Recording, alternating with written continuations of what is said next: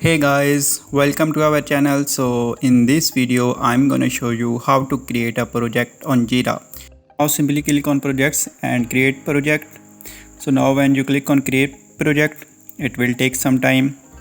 So after waiting a while, you can see our new page.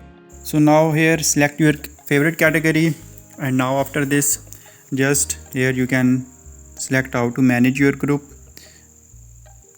So now here select the option according to your choice, like I am selecting this. Now what you need to do, just type the project name here and simply you can see the keywords appeared here, and now simply click on create project. Now you can see finally you have successfully created a project. So here you can manage your all tasks and issues. So in this way you can easily create project on Jira.